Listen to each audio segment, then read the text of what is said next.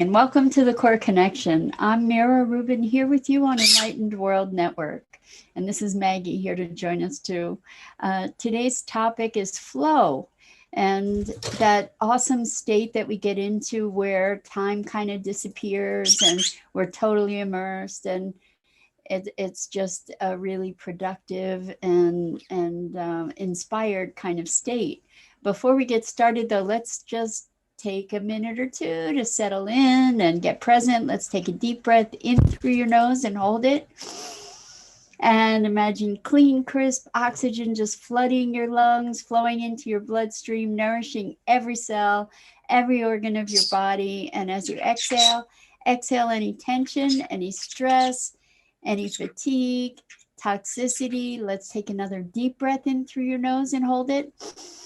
This time, imagine brilliant, bright light lighting you up from the inside out, illuminating every molecule, every electron, lighting up your body and radiating this brilliant light into the world. And as you exhale, exhale any remaining fatigue or stress or tension or toxicity. And now let's just gently press our palms together really softly. Rub your fingers against your palms just to feel how delicious that sensation is, and bring yourselves present right here, right now. Welcome, welcome. It's great to be here with you. And today we're talking about flow. I'm sure that everybody's had at least one experience that you can remember where you were involved in something, and all of a sudden you kind of check the clock and hours have passed. You don't know where they went. You don't know exactly what you did during that time that made so much time pass, but you were completely immersed. And that's kind of a state of flow when we are just really truly present to the moment. And typically in those states, our internal conversation has silenced, and we're just really present to what we're doing. We're immersed, we're focused, we're aligned. And good morning, Dido. Welcome. It's great to have you here. So we're talking about a state of flow, and maybe what it's like when we're there, and maybe we can discover some pathways to experience it. This state of sort of maybe heightened awareness, but definitely heightened focus and greater productivity, more internal quiet. I think that this is probably a similar state. Good morning, Suzanne. Welcome. Great to have you here.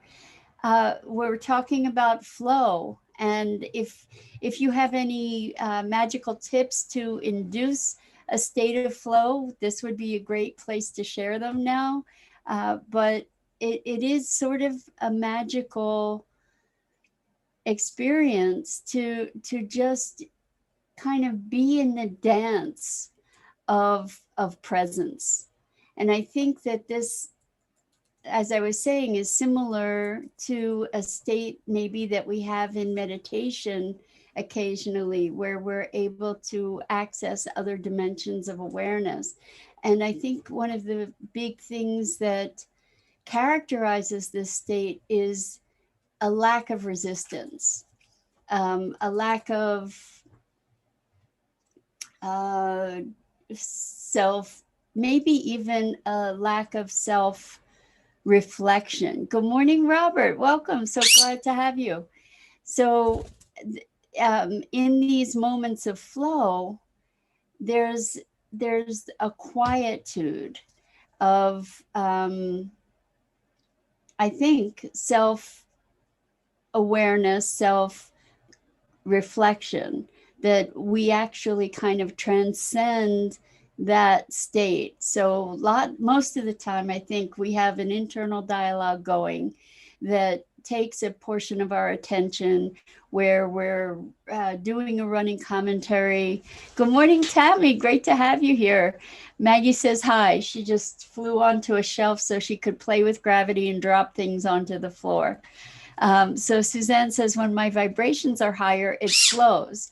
Exactly. So in this space of heightened focus, it's kind of like we're putting our attention on something, or maybe we're doing something, and we become so immersed in that thing that we kind of become that thing. And this is the irony that I have been discovering again and again and again this week in conversation and also in my own awareness. And that is that it is by losing ourselves that we find ourselves. So what do I mean by losing ourselves? What I'm not talking about feeling lost.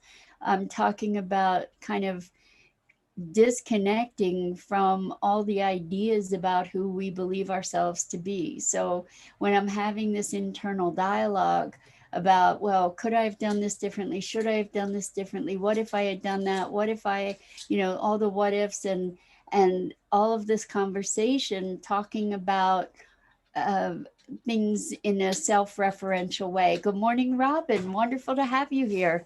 Thanks for joining us, everybody. This is really a treat. So in this state of flow, that conversation and that self-reference and that self-analysis and that inner dialogue. Hello, Hope. Welcome. Good afternoon to you. So good to have you here. And welcome, Rosalind. You're pretty funny. Can I have a letter R this morning? So for those of you who haven't been joining us on a regular basis, I have a new member of my family named Maggie, who's off screen right now, but she's a green cheek conure, and she is enamored of the keys of my keyboard, and she has been stealing the keys. She stole and destroyed the right arrow key. And this is the, actually, I don't know if it should go this way or this way, but anyway, it's the left arrow key, which she removed from the computer, but she hasn't consumed it yet. Anyway, here's Maggie. And so Rosalind's asking for a letter R. That's very, very funny. Good afternoon, Pat. Great to have you here. So we're talking about flow, and what is the primary characteristic of flow? It is, I believe it is a releasing of all resistance and a total presence and focus. So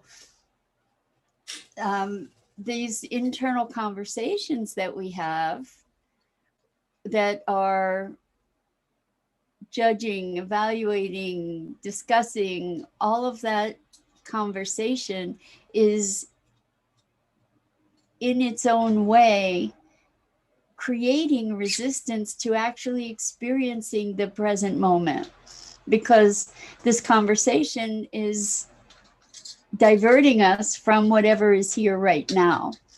And it's the silencing of those conversations and the releasing of resistance to whatever the moment is presenting that enables us to move into this space that's kind of beyond ourselves. So I was talking about the irony of losing ourselves to find ourselves, because in those moments of flow, that is when life is truly expressing itself through us. And one of my working hypotheses is that what we are is life, is the vehicle for life expressing itself.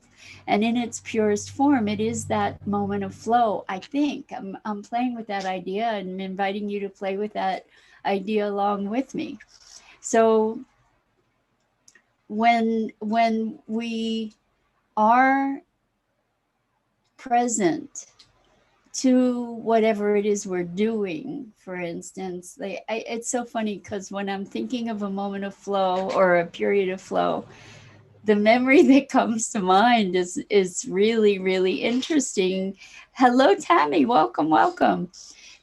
Because it's not like it was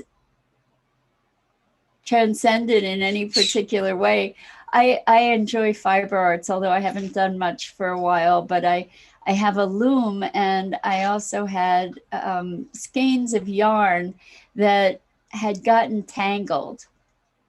And I was untangling this yarn and winding it.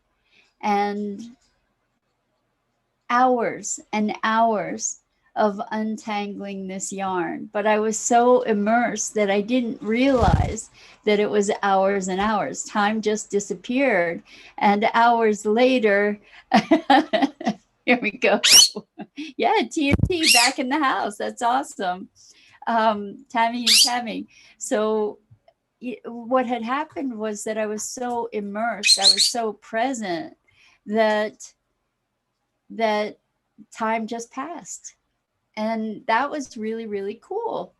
When when life just moves through, you know, you just all of a sudden it's like, wow, where did the last 3 hours go? I've found other moments of flow and immersion like that when I've worked on websites in the past, or when I've worked on usually it's creative. So not that untangling wool is creative, but usually these moments of flow are creative moments that engage us so completely that our other distractions just fall away, including that internal dialogue. So I'm wondering if anybody has any tips on how to induce that state of flow. There is a book, I believe, called Flow, and there are all kinds of studies done on this state. It's also in a state of flow that we get really truly inspired ideas, where it's almost, sometimes it's sort of a semi-dream state where we have a greater receptivity to new ideas and new awarenesses or different perspectives. And so I'm trying to remember other instances where, well, I'm part of a writing group, and I don't know if any of you have ever tried this, but what we do is we get writing prompts. And so we pick phrases or something, and then just immerse ourselves in writing something about that prompt. And there are times when my inner dialogue is going so much that I really I don't feel a flow of the words coming through. But there are other times when I can just allow myself to truly be present, and the words that come through are amazing. And I think that this is also something when people channel. I've done channeled writing, and usually that wasn't a super sense of flow because it didn't just move through me. But with a lot of folks who channel, they just allow themselves to be in the flow without any kind of resistance. You got it. You nailed it, Suzanne. Heart-brain coherence. So in the state of heart-brain coherence, that's actually inducing flow. And there's a heart math app, I believe, that you can get. And I don't think it's called heart math. It's called something else maybe. But that can help you to practice this heart and brain coherence. And then that moves you into a different state. And meditation also puts us into different states, brainwave states. Robert says, I used to be in that state every day. That's how I wrote my first book. But lately I can't get into that state. So Robert, do you have any idea what it is that's preventing you from getting into that state?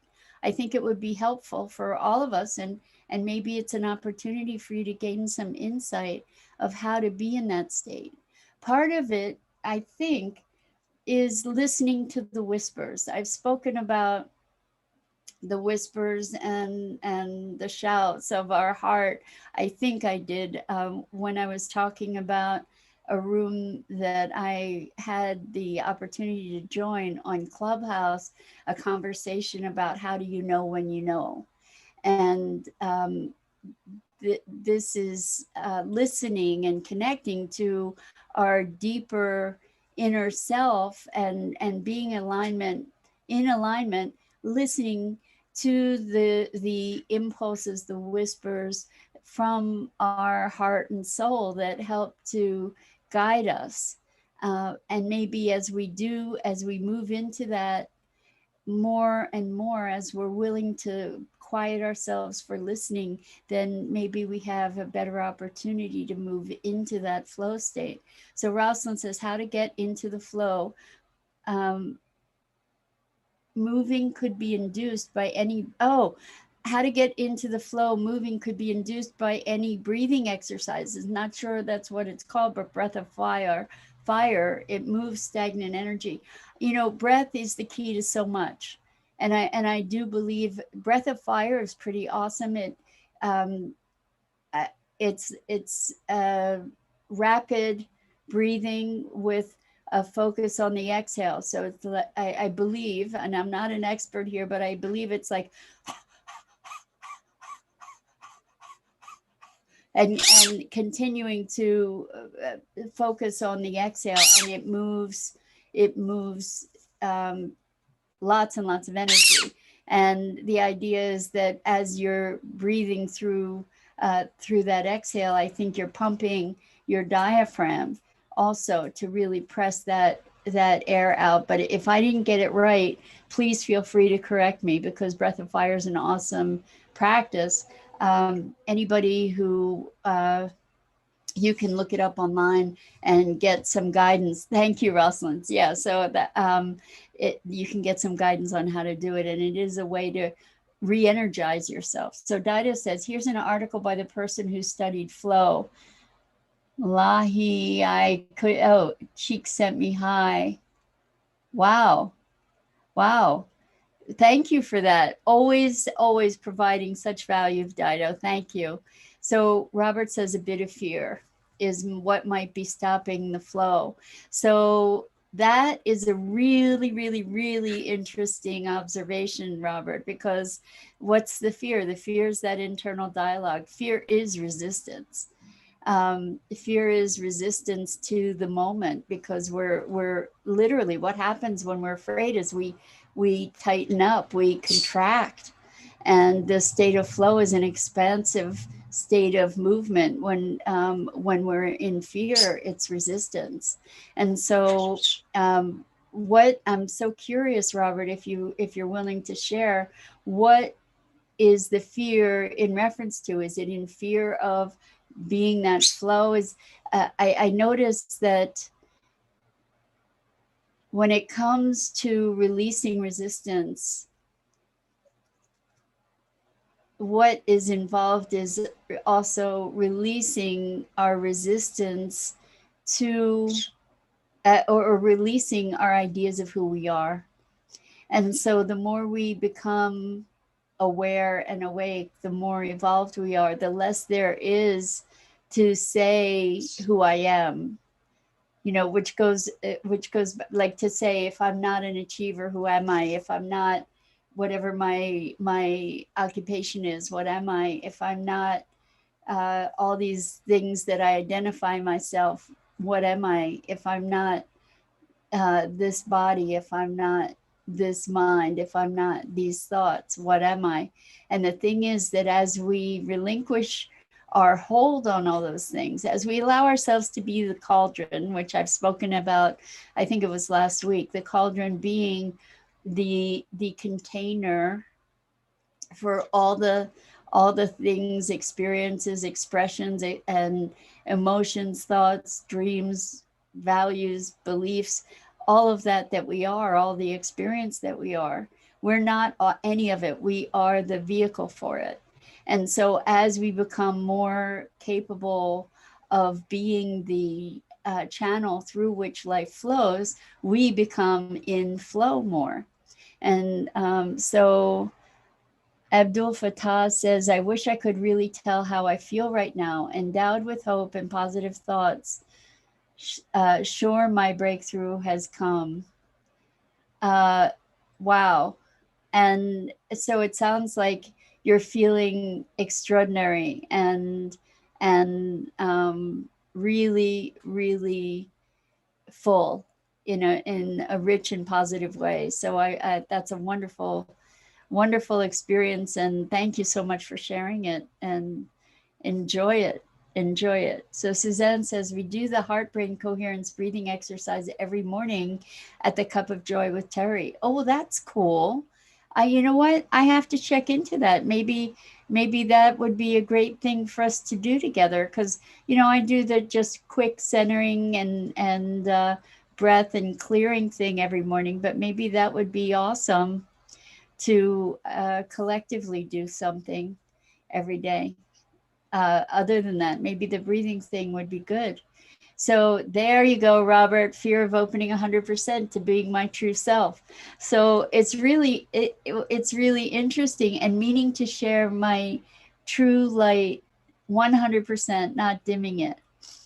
And this reminds me of the Marianne Williamson quote, which I'm probably going to destroy here, but that part of it is, who are you not to be brilliant? Who are you not to shine your light? Right? And this actually carries us back around to what I thought was going to be the title originally today. Irma is asking, what time is the breathing with Terry Angel? Suzanne, maybe you could answer that. Good morning, Irma. Great to have you here. So what I was going to talk about, or I thought I was going to title the talk today, was receiving your gifts, because we all have gifts. We all came here with gifts, and those gifts are tools that we were granted to be able to do the things, to show up in the world and express ourselves fully in the, I'm going to say, mission that we chose for ourselves in coming here. And so we gave ourselves these gifts, and we gave ourselves these challenges in order that we may come into our fullest expression. And what I notice is that oftentimes we don't revere our gifts. So I was having this amazing conversation yesterday where somebody was saying, well, this comes so much easier to me than it does for other people, and I see other people struggling to be able to achieve this, and I just hate it, and meaning that they hated that it was so much easier for them. And I said, hey, wait a second. This is your gift. You were given that gift because it's yours to use, and it's yours to find your fullest expression. So let's receive our gifts. Let's not revile or resist our gifts. Let's embrace them. That we each have our own little treasure house of, and maybe not so little, we each have our own remarkable treasure house of gifts, and we get to grow into ownership of those gifts and then utilize them. Up, she did it again. she's such a fast thief. So and she's really good at not relinquishing what her prize. Here we go. So Maggie knows how to receive her gifts. Ouch. Maggie, stop. Ow. See, she's not happy with me taking her gift away there. Anyway, let's just go back here. 7 a.m. Eastern, Irma. And Rosalind says, replying to Suzanne, yes, it's on. Okay, so we're talking about Terry's page. By the way, Terry Angel is awesome. And if you haven't already checked her out, I really recommend you do so at 7 a.m. Eastern time. Thank you for sharing that here, guys. And yeah, she's a remarkable human, and on such an amazing journey, and supporting and sharing and uplifting so many people. So I hope you join.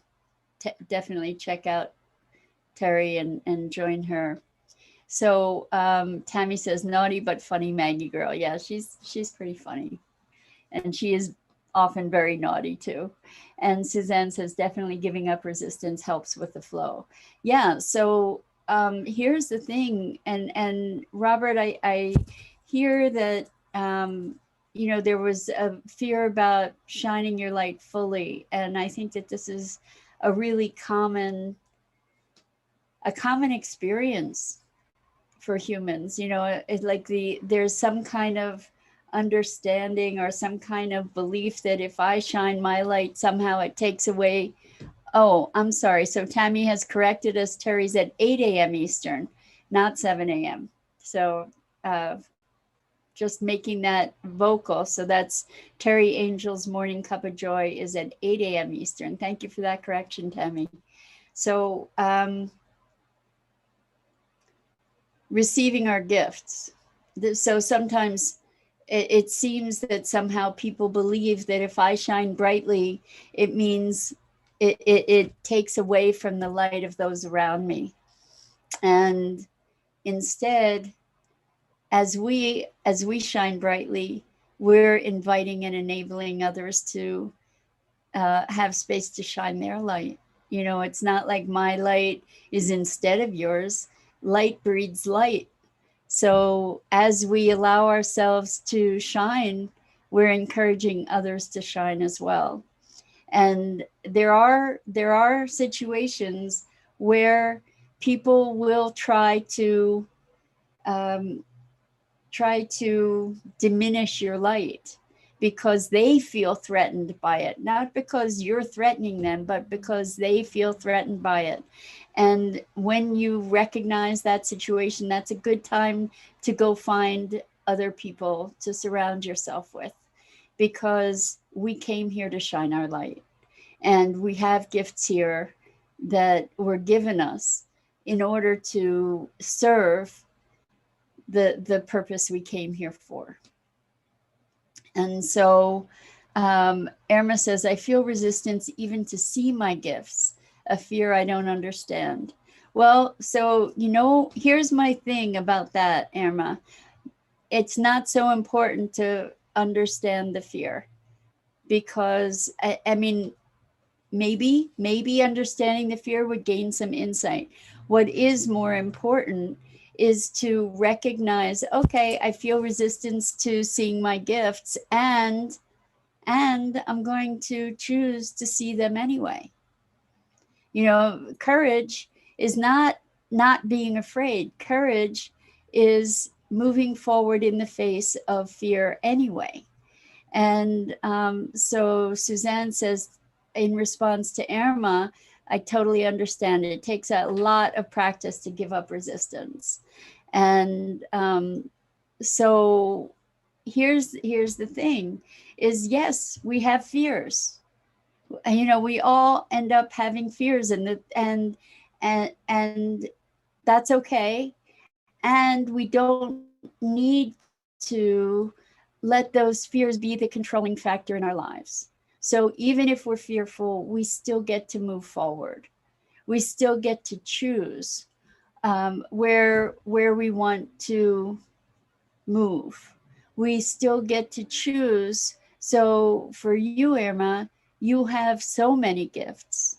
And I'm excited to have a chance to work with you to explore those gifts and discover those gifts. But the thing is, that these gifts, once discovered, require acknowledgement and acceptance, and recognizing that these gifts, they're not an accident. They're not an accident. And they're not to be squandered. They're not to be disregarded, or, you know, to be denied because it's so much easier for you to do something, whatever this thing is that you're gifted in, than it is for somebody else. You know, we get to these gifts are ways that life flows through us with greater ease and grace. You know, when we have certain gifts for seeing certain things, when we have certain gifts for creating in certain ways, those gifts are there for a reason, and they may be there for enjoyment. You know, they are there for enjoyment, but that may be the whole point, is to nourish and nurture this gift because you enjoy it. And so it was really interesting with this conversation yesterday that the interpretation of the gift was one that that had an onus to it, that had a negative charge to it, the context within which that gift was expressed. And it was the context that was misconstrued for the gift. So for instance, in this particular case, it was, you know, being able um, to be really responsive under fire. In other words, when there's an emergency, to be really good at managing emergencies. And the upshot was, but I don't want to live in an emergency.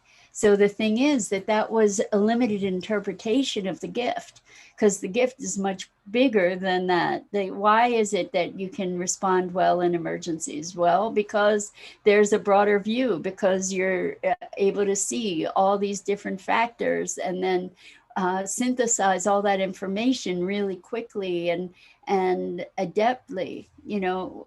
So when we recognize our gifts, we get to look at what the context is within which they exist. And so we get to stop resisting our gifts. We get to stop resisting our, you know, like, just what's on the other side of resistance is engagement or acceptance, or resistance is constrictive or contracting, and so acceptance is expansive, and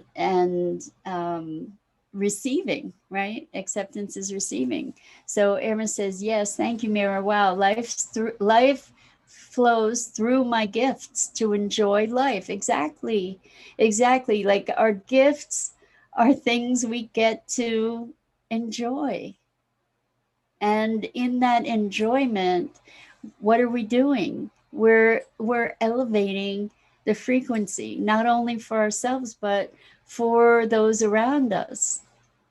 So Robert says, changing the way we look at things, like Wayne Dyer said, it's all about that. It's all about changing the way we look at things and experiencing things. The way we think about things changes the way we react to things, the way that we think about things, the way we feel about things, the way we interact. It's all projected, right? So if we can shift that projection, shift the angle of the camera, of the projector, shift the speed, or, you know, and any of these submodalities, if we can change any aspect of the way that we interact with life, then the experience of life itself changes. And our ideas about what life is change. So we are malleable, and we are life flowing through us, impeded or less impeded or more free flowing, depending on our level of resistance. And Robert says, our perception, exactly. And we get to shift all that, because there, you know, it's like ow, ow, ow, ow, ow, ow, ow. Wow. She bit my lip. I think she's saying, you know what, it's time to wrap it up today. Anyway, I think it's really valuable for us to recognize where, Rosalind, that's not nice. You're laughing at my pain. I am too. I am too. Yeah, I know she's a hoot. Um, anyway, we we get to make choices about about where we're going to put our energy, and this happens with every aspect of our experience. So um, I invite you to be aware, or just to allow yourself the freedom to enjoy your gifts. And I'm thinking that it may be that our gifts are also a path to the experience of flow. So hello, Tanya. Welcome. You got here just as I'm wrapping up, but thank you so much for joining us. We were talking today about flow, and I wish you more states of flow. I think it's when we purely allow life to flow through us and express its intelligence through us as its vehicle. And I say, one of my sayings is, life doesn't happen to us, it happens for us and through us. And let's see. Christina says, and if anyone says your gifts are too big, run like the wind. Right. If other people are trying to dim your light, then that's not you don't have to run. You can turn and walk away slowly if you choose. But the thing is, go find another place to be, because you don't need people that are threatened by your light dimming your light. So, what kind of bird is that? Would it not poop all over the house? Yes, it poops all over the house. I have all kinds of handkerchiefs all over the place to clean up. And that bird is a green-cheeked conure. And she's just under a year old. And I have gotten really good at cleaning up bird poop. And so on, I'm not resisting. On that note, I just want to say thank you so much for joining me. I'm Mira Rubin. This is the Core Connection. I go live on the Enlightened World Network Facebook page each weekday morning at 9 a.m. Eastern. And I invite you to check out the other wonderful, wonderful programming on Enlightened World Network. And let's see, Robert says, meaning if you find yourself in a situation where you cannot move from where you are. Yes, Robert. So what we can do is to say, maybe I can't move from where I am, but what can I do? I can move in my mind. And when we move in our minds, we have the capacity to change our experience no matter what. And then maybe find a way to move beyond our mind as well. So lots and lots and lots of love to you all. And I hope to see you again here soon.